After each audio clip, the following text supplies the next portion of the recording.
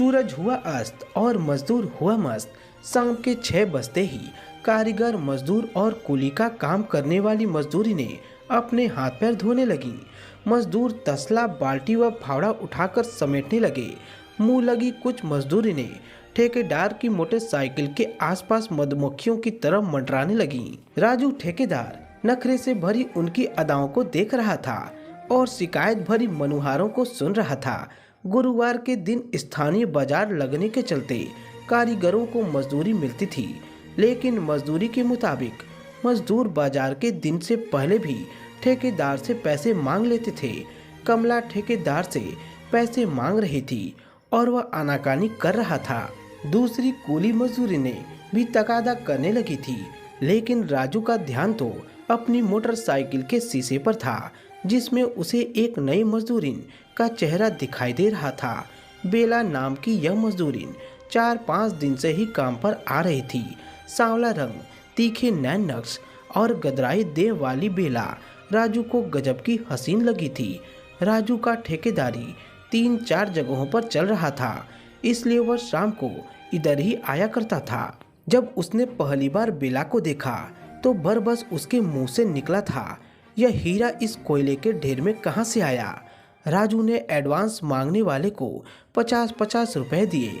कमला ने उसका नोटों से भरा हुआ बटुआ देखा तो ललचाई नजरों से वह बोली, बटुए में इतने रुपए भरे हैं और हमें 50 रुपए देने में भी बहाने करते हो, लेकिन मना तो नहीं करता कभी। राजू ने कहा, फिर बेला को सुनाने के लिए जोर से बोला, अरे मुनीम जी, और किसी को एडवांस चाहिए क्या?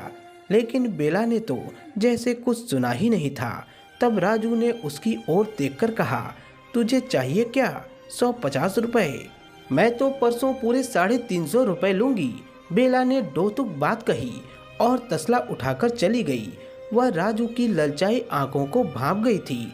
बेला की कमर पर नाचती हुई चोटी को देखकर राजू का मन हुआ कि वो मोटरसाइकिल से उतरकर भीतर जाए और उसे मसल कर रख दे, लेकिन वह डरता था क्योंकि बेला हीरा की मंगेतर थी और हीरा उसका सबसे भरोसे का वह मेहनती मजदूर था। हीरा जितना ईमानदार और स्वामी भक्त था, उतना ही निडर और स्वाभिमानी भी था। ऐसे भरोसे के आदमी को राजू खोना नहीं चाहता था। रविवार के दिन बेला अपनी झुग्गी के बाहर साड़ी की ओट में कपड़े धो रही थी। उधर राजू भी किसी मजदूर से बात कर रहा था। अनजान बेला ने नहाने के लिए एक एक करके अपने कपड़े उतारे। उसकी एक झलक पाकर राजू पागल हो गया। बेला की पीठ को देखकर वह अपने पर काबू नहीं रख सका। उसके रगों का खून गरमाने लगा। तभी पीछे से आकर मुनीम बोला, ठेकेदार, यह चिड़िया ऐसे हाथ नहीं आएगी। तब मुनीम जी, तुम ही कोई तरकीब बताओ, तुम भी तो पुराने शिकारी हो। राजू मुनीम की चिरौरी करने लगा। मुनीम ने दूसरे दिन बेला की ड्यूटी नई कॉलोनी में लगा दी, जहां नए सेक्टर में कुछ मकान बन चुके थे और कुछ बन रहे थे। बेला को दीवारों पर पानी का छिड़काव करने के काम पर लगाया गया था। एक एक मकान पर छिड़काव करते हुए जब वह 5वें मकान पर पहुंची तो वहां एक चारपाई पर ठेकेदार राजू लेटा हुआ था। उसे देखकर बेला सहम गई। बेला कुछ समझ पाती उससे पहले ही राजू बाज की तरह उस पर झपटा।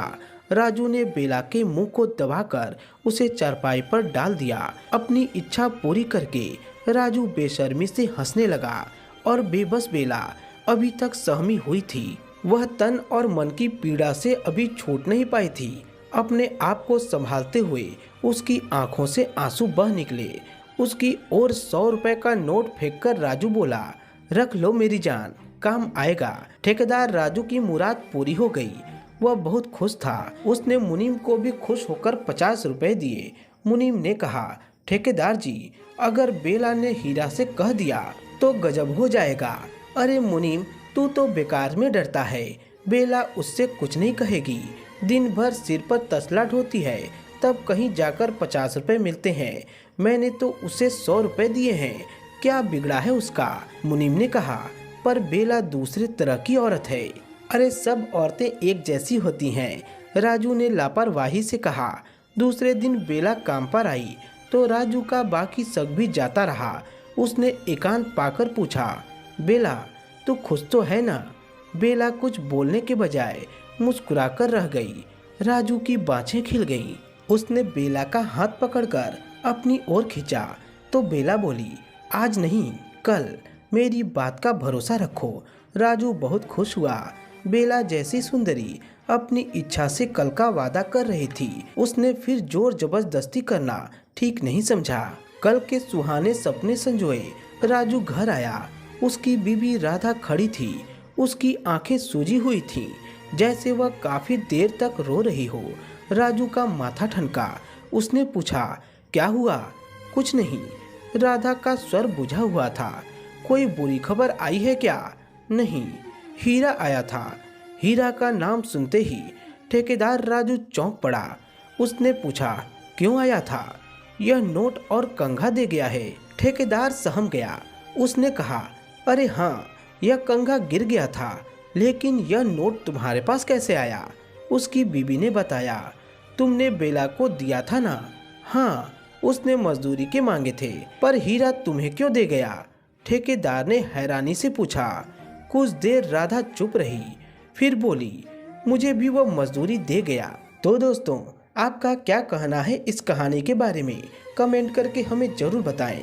वीडियो को लाइक कर दीजिए और इसी तरह की कहानियाँ लगातार देखने और सुनने के लिए हमारे चैनल को सब्सक्राइब करके घंटी को दबाकर ऑल पर सेट कर लीजिए, ताकि आने वाली वीडियो का नोटिफिकेशन आपके पास तुरंत पहुंच सके। तो मिलता हूं आपसे एक अगली वीडियो में, तब तक के लिए धन्यवाद।